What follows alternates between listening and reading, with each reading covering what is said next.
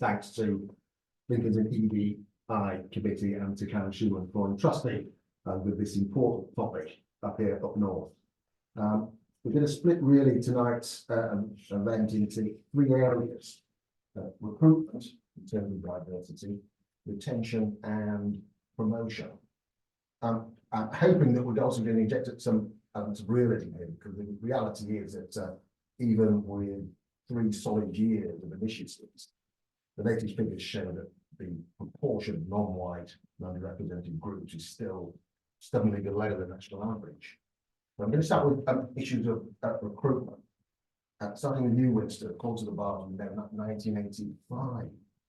We presume that there were scarcely any for the ethnic minorities at the bar at that time. Presumably also fewer women, lots of fewer women at the bar at that time. Yes, so I've always been a giddy optimist in relation to most things that I do. In 1985, when I started pupillage in Manchester, there were 20 other pupils who started at the same time. Of 20 in total, there were 2 women and 1 non-white male. Me, but the other 2 women, one is now my wife. And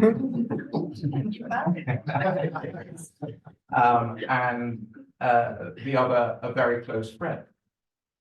It is perhaps interesting that my wife has been in Silk KC for about 18 years.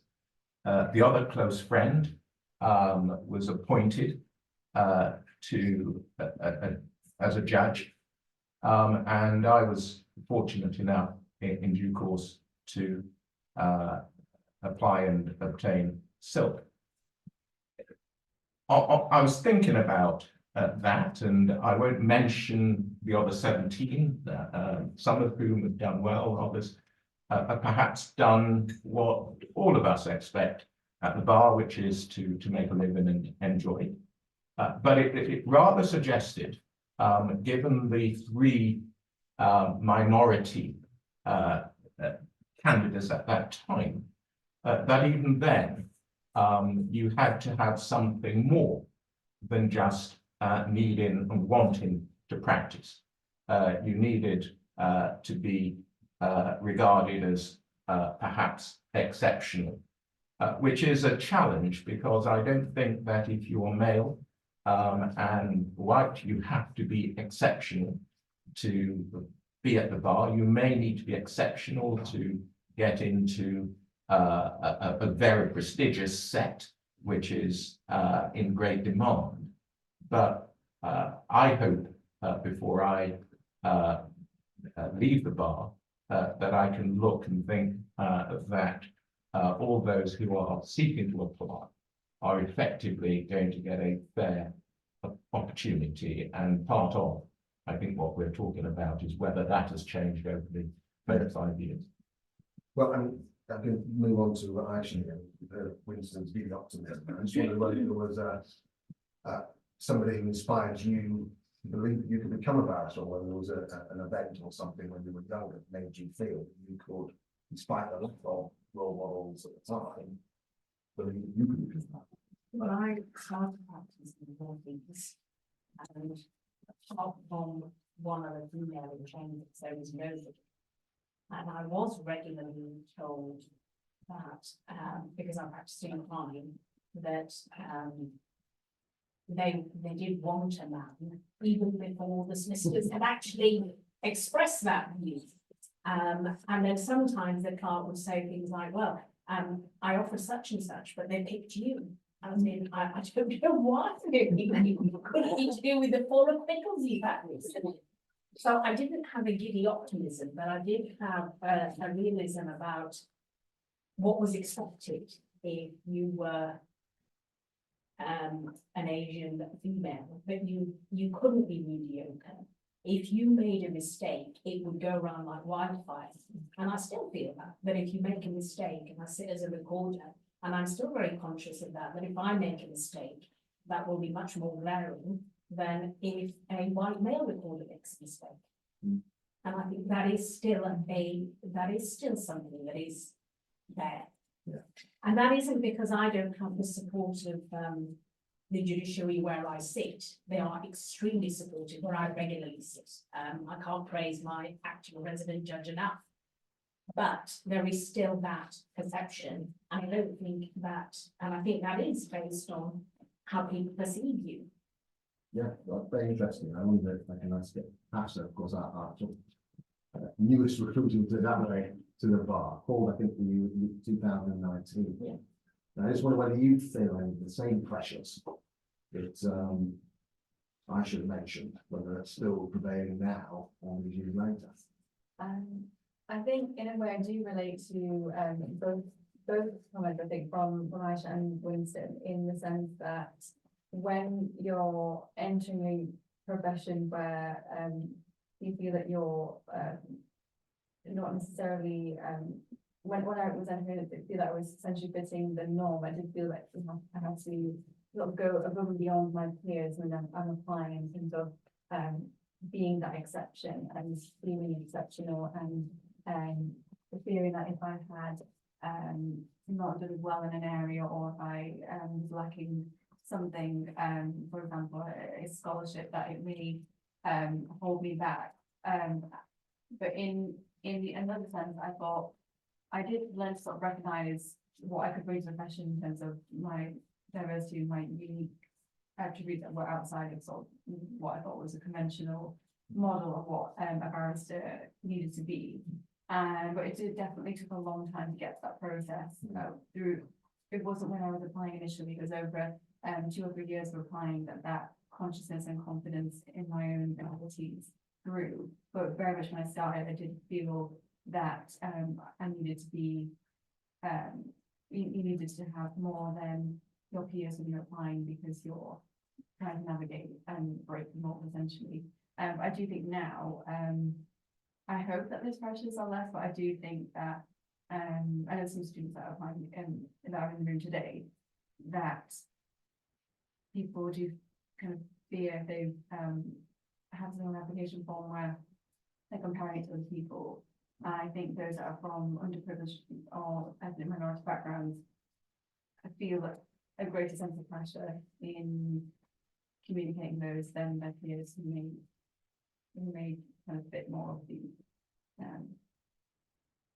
kind of what they see as a typical barrister. So I do think that it is an internal process, but I don't know how much it has shifted from when Winston was talking about when he was applying for people with that exception aspect. I think at the start was never there, but over time it faded. But my perception is that it's only very, very recently began to celebrate the sort of differences. Yeah. And that when I started, I felt a certain pressure to sort of fit in, sort of almost hide my ethnicity, go out. But of course, I was ready to that. But you know, and to fit in that way, and not say anything much about my own background. I just wonder if anybody else felt that sort of pressure, and whether anybody thinks that's changing at all. Well, I don't agree. And that was a big pressure. Yes. That you didn't bring. And then that stems from that people immediately think you're judging. I don't care what anyone else does. I don't have the time or the capacity to get. People do think you might then judge them. So then they don't want you in that circle, because it seems like a judgment call that, well, you're not bringing the reasons. So clearly you must be judging. Well, you're not. So that in itself is quite a big thing. Yeah. Yes. I think we have, that's the bar is becoming a little bit more culturally aware. I think I see some of that in relation to the way chambers, for example, if they are looking to have an event to which aspiring students are invited, that it is not assumed that it must be an event around alcohol, because there may be those who would not attend. So those issues are now ones that are talked about. I think when I came to the bar, and in many years after, I don't think they were even thought. When I started to practice, I was in a set of chambers that had started because a number of young practitioners who were Jewish had found it very difficult to get chambers because of their backgrounds. So I was in an environment which I think was very aware, and I have only positive experiences from the people around me as I was a young barrister in chambers. But I think that just outside that, and the bar as a whole, is a profession where there are challenges in terms of how we are perceived, and some of that is probably rightly so. And we have had to change, and we are changing, but it's slow. It's slower than it should be, but I've seen over time that there has been change. Yes, I think we give on that. There has been change, but it has been slow. My own thoughts are that there's been a malaise within the profession in the back decades. Yeah. Because when we say, well, why aren't we recruiting people? And certainly those who sat on the pupillage committee will have experienced this, where people say, well, candidates don't come to us, how can we recruit them? And my view, and I wonder what your view is on this, is whether the profession, we should be getting more out into the communities and connecting at that level and inviting people in, rather than being seen as a imperious profession on a pedestal. Yeah, I would agree. I think definitely do more community-based activities or outreach is helpful, where I think what worked really well recently, like when I spoke at Spruce event in at BPP, which was an initiative led by Sonja Rose, and a lot of students joined that event. I think about 60 or students or so. They were in high school. I think that's really crucial to sort of speak to them at that age. But I wonder whether it would be interesting to do something in an environment where individuals who have never considered the bar before, maybe even before they start high school or have that exposure to those opportunities, if there was something in the community in an informal setting to sort of showcase what the work of the bar is, would attract more to the profession. Because if someone isn't already in a school that has those contacts, I think we do a lot of outreach already.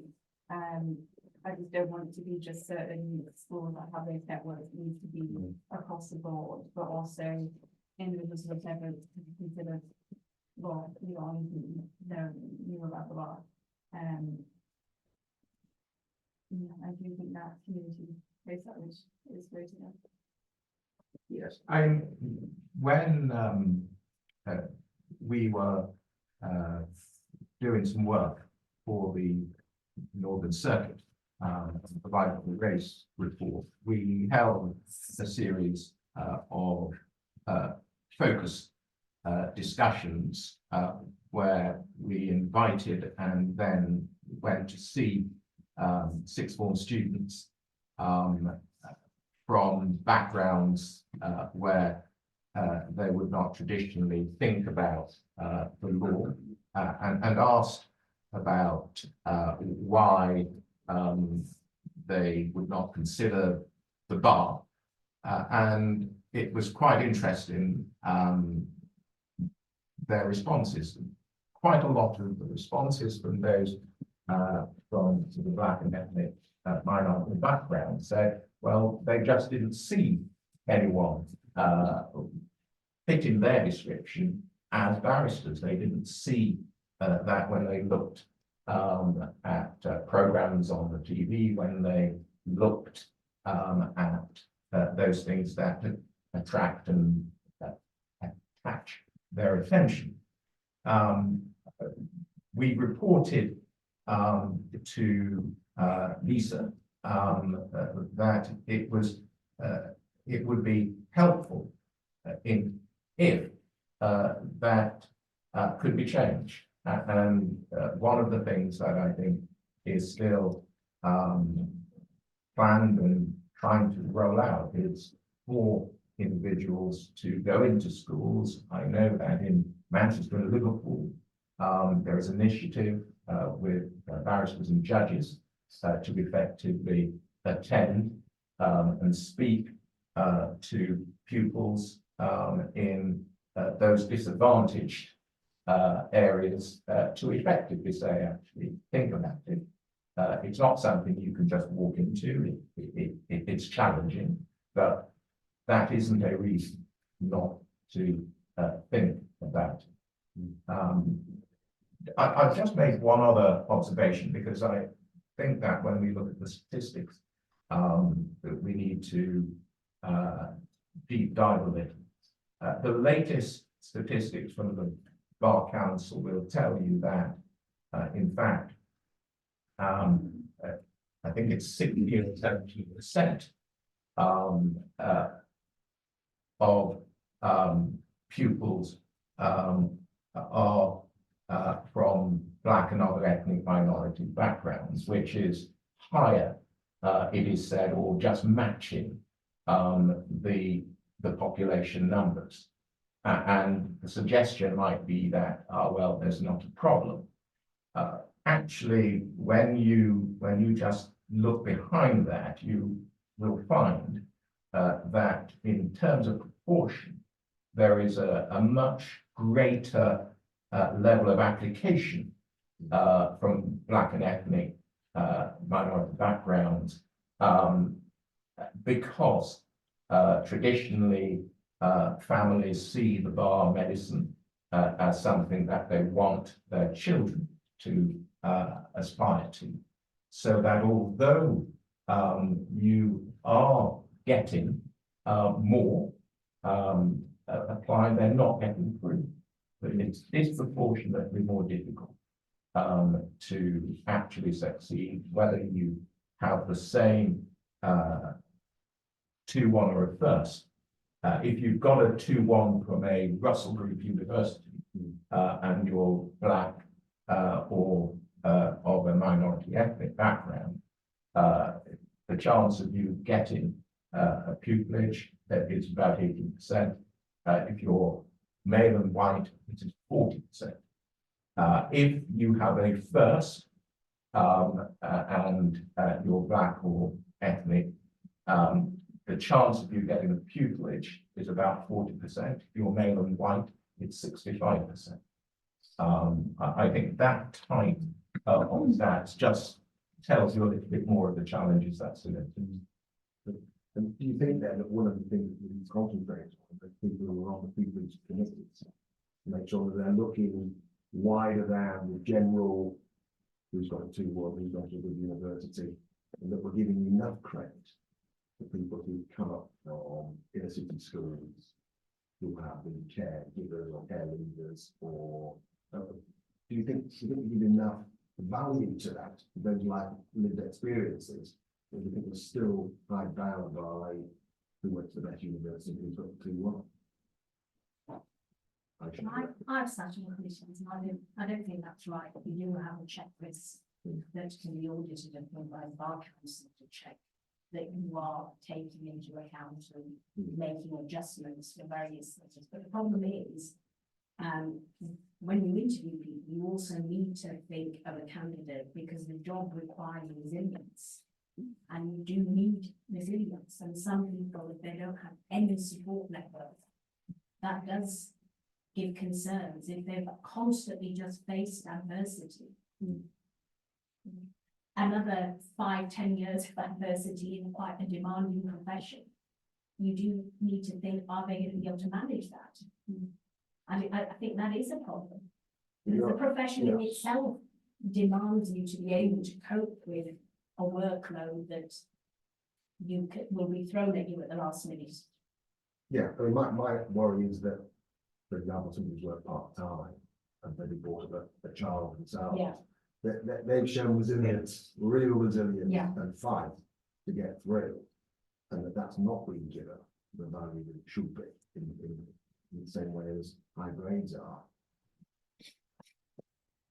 I think it is a challenge, and it's a challenge that goes right back to the question of which university you get into. I think that there is a value attached to an Oxbridge degree. There is a debate that is to be had as to whether it is overvalued. The way I look at it is to say that there are issues in terms of the admission into sort of Oxford and Cambridge and other high performance universities, because in terms of the pure academic level, quite a lot of people achieve that, and therefore the universities then look for something different.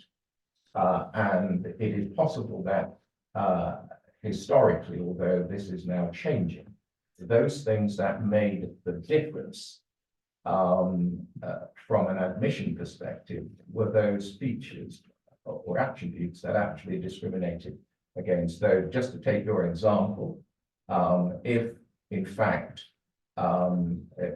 you as a 17, 18-year-old female from a disadvantaged background meant that your evenings were not spent listening to Marla but actually having to perform childcare responsibilities because your parent was out working and you were looking after your younger ones. You might have stellar A stars or 9s in your academic ability, just like others. But when the interview takes place, when you're talking about things, you just do not have those skills. And hence you don't get to Oxford, Cambridge, you don't get to LSE or UCL. So you don't get into that first pick for the chambers that are looking for a way of distinguishing between the 30 candidates who are vying for the single place in pupillage. So it starts at that stage in making sure that there is a different method by which those can get into the universities who have the academic ability, but may not have had the other attributes because they have been doing something else. And as you say, attaching value to the fact that you have got stellar grades, notwithstanding the fact that you've had to have a part-time job, you've had to look after elderly relatives, a sick mother or younger siblings, becomes very important. Thank you for that. I'm going to move matters on that, conscious of the time, to discuss issues of retention. Certainly over the last 30 years, the number of women at the bar has increased dramatically. But the attrition rate after qualification is also very, very significant. And we have people at the bar, women practitioners who feel they're sidelined at certain career path, and do a certain type of work. If you are a black female at the bar, statistics show that you are probably least best paid, worst paid. I just wondered, referring really to you, Aisha, first, whether you found your career being sidelined, steered down a particular career path, whether it's gender or ethnicity. Probably. Yes, I do feel that I think the generation that I think you were very much encouraged to make the best of the parameters that were presented to you. So, and it was also very much like, the impression was that you're lucky you have a seat at the table. So you should be grateful for your lot. That was the general, I think, consensus, that you should be grateful that you are a barrister and you're practicing.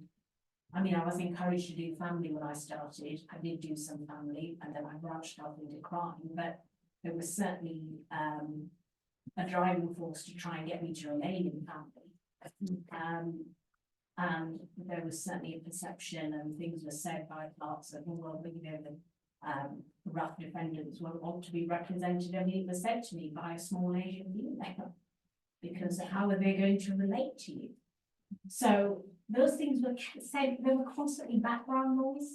So you sort of think, well, this is the norm, and you accept that. I think it's only as you get older, you think actually that has worn away at me a little bit, and has affected how I perhaps how you regard yourself.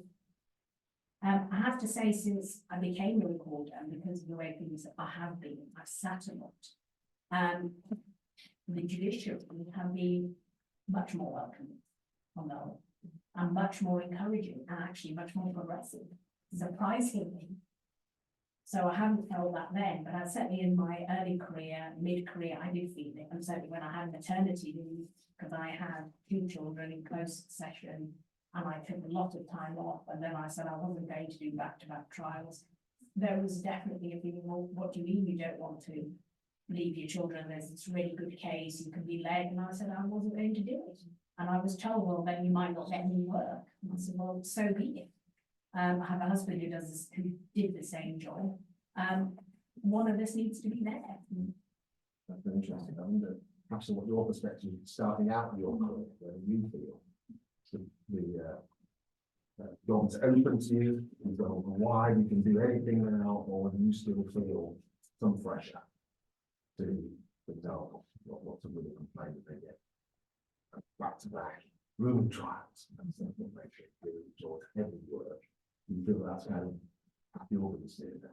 I think it's a really interesting question, and I have a lot of thoughts on this topic. I think we had an event in Chambers earlier, and by things, and it was about women at the bar, and a lot of discussion was centered around equitable briefing and fair distribution of work.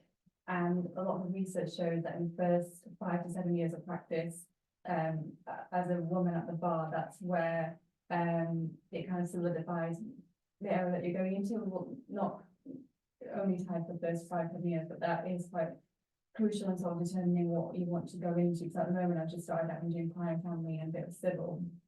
And I do have conversations with my family supervisor, who, in terms of looking into the future and deciding in terms of specialising. If I felt on practice was leading into one area, for example, prosecuting a certain type of offence, I think I feel that the position that we're now, definitely from the conversation that we've had, definitely having a sort of 5-year plan and being very open with your clerking team as to what you want out of your practice early on, and sort of setting those sort of milestones early on can help. But it is something I think inevitably this is subconsciously you think about, and the conversations that I've had even before coming into the profession and with my partner as well, where this profession is not a conventional profession, it's not a 9 to 5, it's unsociable hours, and you have to be ready to pick up your laptop on an evening and work through the night to prepare for something that you have the next day. That's when you receive papers. And I do think that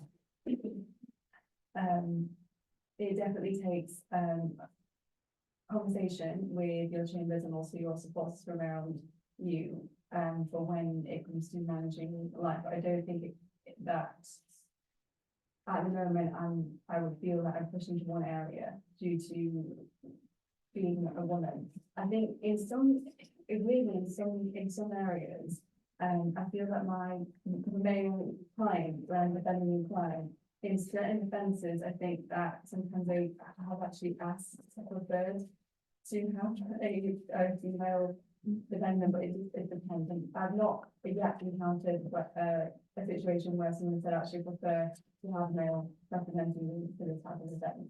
But I can definitely see where it kind of may become norm. But in some ways I'm trying to get ahead of the game by setting out my kind of goals before kind of coming out and saying yes to something and then realizing that is making up the majority of your practice. So if you sort of set yourself a plan, Yeah. 5 years, you've got to do it, maybe it's knocking me off my shore. I think it's a good testament to how far the conversations come where people that join the profession have had all this guidance from women that have experienced situations before to say this is what to look out for, these are sort of things that conflicts to. I've never had a defendant ever say, I don't think you represent. Never. Yeah. That's, Solicited that we were. there's more, I think, Yeah. than that saying, oh, I'm not sure, but I've never had a defendant saying, I wasn't expecting you, I don't think you represent. Yeah, that's very interesting. Very interesting. One of the things you just touched on very briefly, I should just want to come back to is issues of maternity. Yeah. Maternity leave, which I think very widely across genders. I know you was your head of your chambers, lots of females, they gather, have a child. It's just too difficult to go and buy it. We can do 10 keeping in touch days, to get something ready to be made. We do 10 keeping in touch days while you're on maternity. But to do that, you have to then buy or purchase full pregnancy. There's no way around that. And it's just, a lot of people say it's just not viable. I just wondered whether there was enough support. We've got some people live with diversity strides that we've already made and with diversity in that way. I just wondered whether you felt, as head of your chambers, that were clear enough and supportive enough maternity policy. Well, I think things have changed incredibly over time. I know that when I was a pupil, female pupils sort of mentioned that as part of their interview, they had been asked what their plans were in relation to whether they were going to have children and whether they thought having children was effectively something that could fit with practicing at the bar. Different time, of course. We'd like to think they would.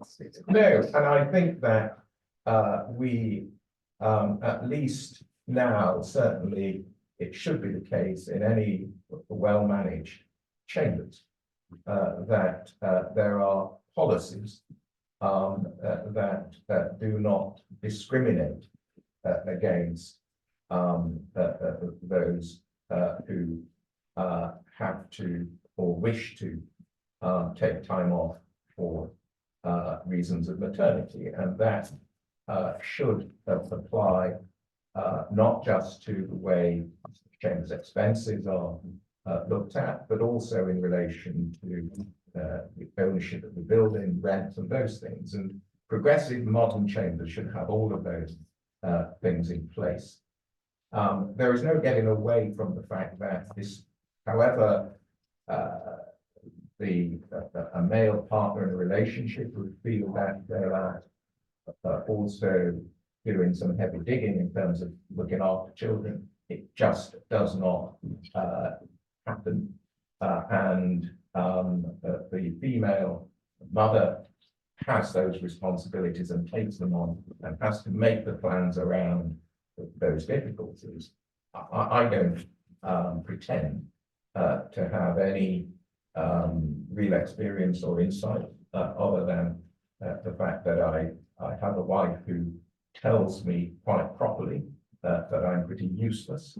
I don't think I am, but I'm told in relation to pulling my weight on those matters.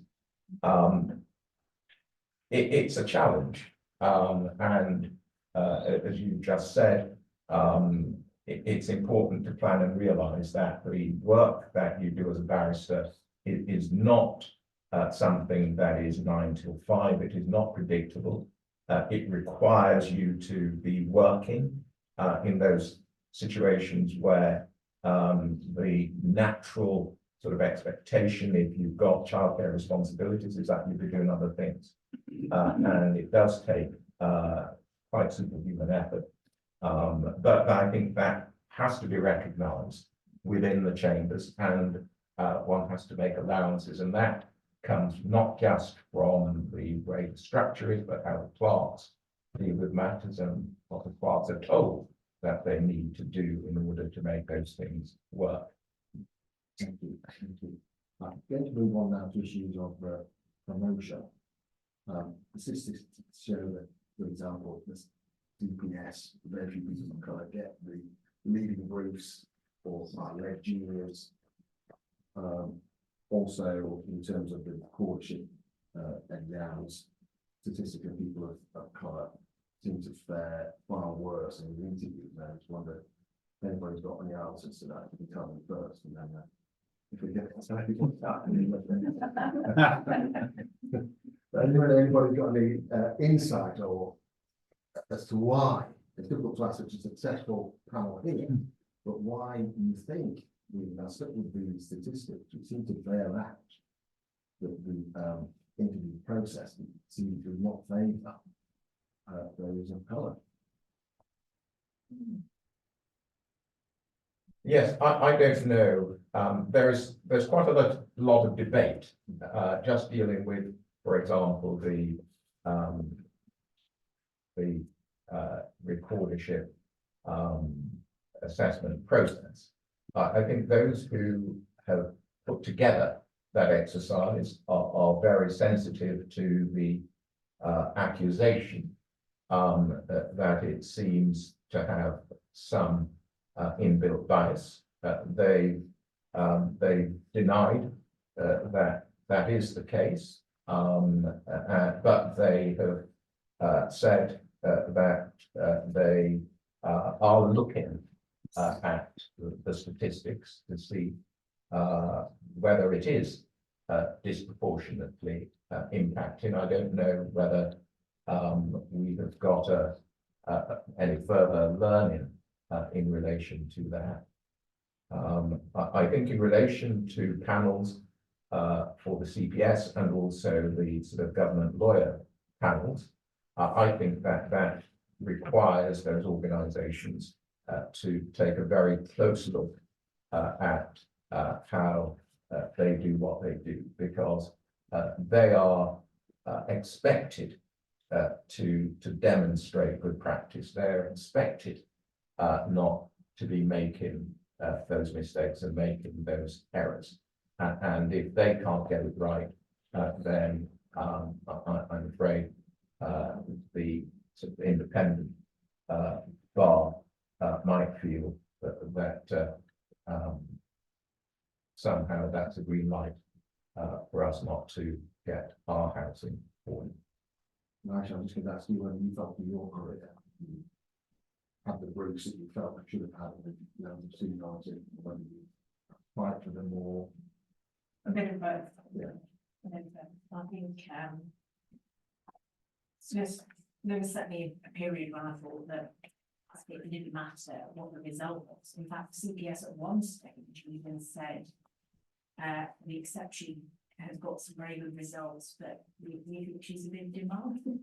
And I remember thinking, I remember thinking, so you've had about 8 convictions in your last RASO cases, and all I've done is done lots of advices, loads of conferences. And I compared that to my husband, who you know, and if he asked for something, there was certainly a different reaction to it.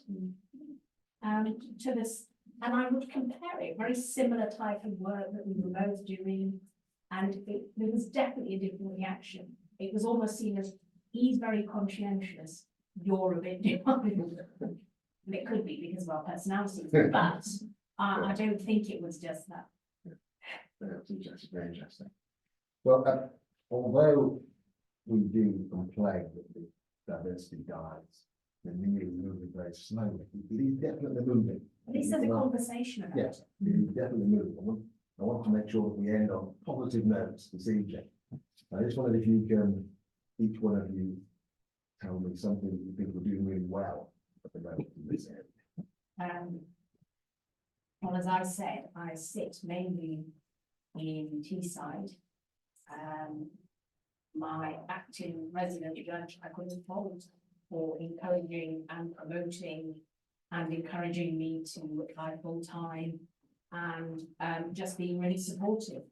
And given the amount of criticism there has been about people not being able to feel welcome in the judicial dining room, my experience has been the exact opposite. When I came to the bar, the percentage of females was, I think about 35, it's now 60.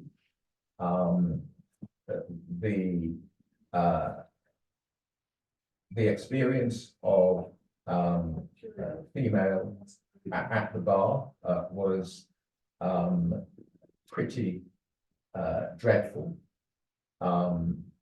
It's now not perfect, but it's getting better. There has been over the last sort of 5 years a real conversation about sort of Black and ethnic minority. There is still quite a lot of talking, and not necessarily as much doing. But at least I think that if we continue to talk and to confront and to be advocates for doing, then what we do is the art of persuasion, and we ought to believe that we can persuade our colleagues to make a difference. And I think that that is a very strong position that we must all maintain. So we do really well.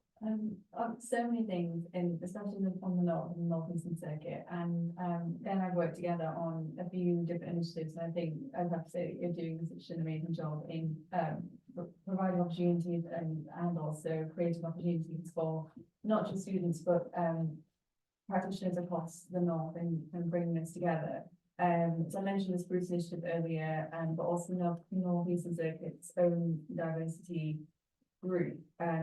I feel that I feel very passionate about the work that they do, and so one of the things is the diversity film, which showcases a lot of barristers in the north that have come from different backgrounds and even state schools or a range of different experiences, and that is sort of the first step to empowering and encouraging individuals to actually think about the bar being for them. So we showcase this film to students at there, so we bar school to his parents, other school initiatives across the country, and I think that film is really helpful in terms of just highlighting that we're, normal individuals that have entered this profession don't need to be exceptional, which is what I thought before I started at the bar. And then there's also the 1,000 initiative, which our chambers is supporting.